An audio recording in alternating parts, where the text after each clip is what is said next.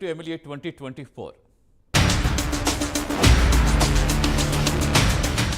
గలగలా పారే గోదావరి నది మధ్యలో చిన్న చిన్న దీవుల్లో ఉండే లంకలు, పచ్చని పంట పొలాలు, ప్రసిద్ధ పుణ్యక్షేత్రాలు, ఆహ్లాదకర వాతావరణం ఇమిడి ఉండే గ్రామీణ నియోజకవర్గం. రిజర్వ్డ్ స్థానం నుంచి జనరల్ స్థానంగా మారిన తర్వాత నుంచి ఈ ప్రత్యేకత సంతరించుకుంది. అంతేకాదు, ఇక్కడ గెలిచి ఎవరైతే విజయం సాధిస్తారో ఆ అభ్యర్థికి చెందిన పార్టీ రాష్ట్రంలో మెజార్టీ స్థానాలు కైవసం చేసుకుని అధికార పీఠంలో కూర్చుంటుందనే ఒక సెంటిమెంట్ ఉంది. మరి ఇన్ని స్పెషాలిటీస్ ఉన్న నియోజకవర్గం ఏంటో అనుకుంటున్నారా? అదే పశ్చిమ గోదావరి జిల్లాలో ఆచట నియోజకవర్గం. ఈ ఎన్నికల్లో టీడీపీ నుంచి మాజీ మంత్రి పితాని సత్యనారాయణ పోటీ చేస్తుంటే వైసీపీ నుంచి మరో మాజీ మంత్రి చెరుకువాడ శ్రీరంగనాథరాజు బరిలోకి దిగారు. మరి ఇక్కడ ఓటర్లు ఈసారి కూడా విలక్షణ తీర్పిస్తారా, లేక కొత్త తీర్పు ఇచ్చి రికార్డు సృష్టిస్తారా?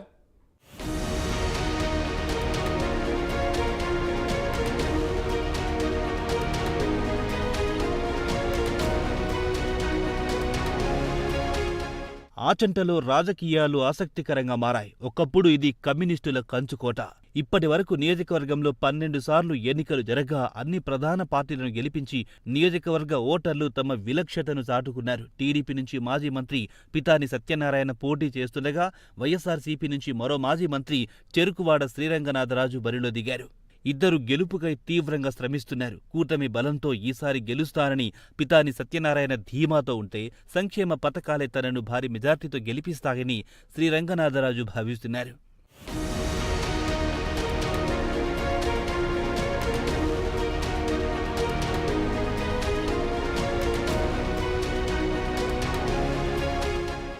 వైసీపీ అభ్యర్థిగా మరోసారి చెరుకువాడ శ్రీరంగనాథరాజు పోటీ చేస్తున్నారు. రాష్ట్రంలో చాలా నియోజకవర్గాల్లో సిట్టింగ్లను మార్చిన వైసీపీ ఆచంటలో ఆ సాహసం చేయలేకపోయింది. ప్రస్తుతం ఇక్కడ ఎమ్మెల్యేగా కొనసాగుతున్నారు. ఎమ్మెల్యేగా తనకున్న పేరుతో ఇప్పటికీ తిరుగుతూ ప్రజాక్షేత్రంలో వెళ్తున్నారు. రెండోసారి తనను భారీ మెజార్టీతో గెలిపించాలని కోరుతున్నారు. అయితే వైసీపీలో కొన్ని అంతర్గత విభేదాలు, కొందరి వ్యతిరేకత అభ్యర్థికి మైనస్ కావచ్చని రాజకీయ విశ్లేషకులు భావిస్తున్నారు. అయినప్పటికీ జగన్ తమ ప్రభుత్వంలో తీసుకొచ్చిన సంక్షేమ పథకాలు తనను గెలిపిస్తాయని శ్రీరంగనాథరాజు ధీమా వ్యక్తం చేస్తున్నారు.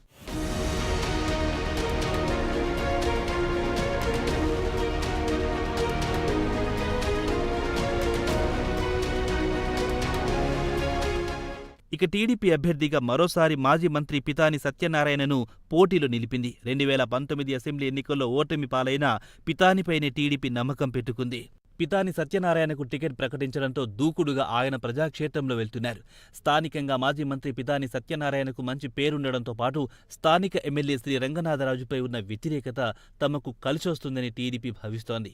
బీసీ సామాజిక వర్గానికి చెందిన పితాని సత్యనారాయణకు ప్రజల నుండి మద్దతు లభిస్తోందని టీడీపీ నేతలు ధీమాతో ఉన్నారు. గతంలో కాంగ్రెస్, తెలుగుదేశం పార్టీలో మంత్రిగా పనిచేసిన అనుభవంతో పాటు బలమైన నేతగా గుర్తింపు, ఇవన్నీ పితానికి కలిసి వచ్చే అంశాలని పరిశీలకులు భావిస్తున్నారు. అయితే కూటమి పార్టీల నుంచి ఓటు ట్రాన్స్ఫర్ ఏ మేరకు జరుగుతుందన్నది ఇక్కడ గెలుపోటములు ఆధారపడి ఉన్నాయి.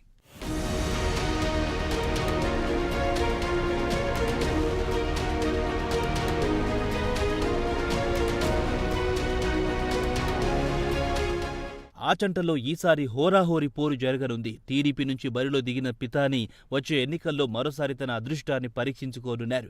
రెండోసారి గెలిచి తన మార్క్ చూపించాలని వైసీపీ అభ్యర్థి శ్రీరంగనాథరాజు భావిస్తున్నారు. మరి పితానికి తన లక్ కలిసొస్తుందా, లేక ఈసారి కూడా ఫ్యాన్ గాలి వీస్తుందా తెలియాలంటే జూన్ 4 వరకు ఆగాల్సిందే.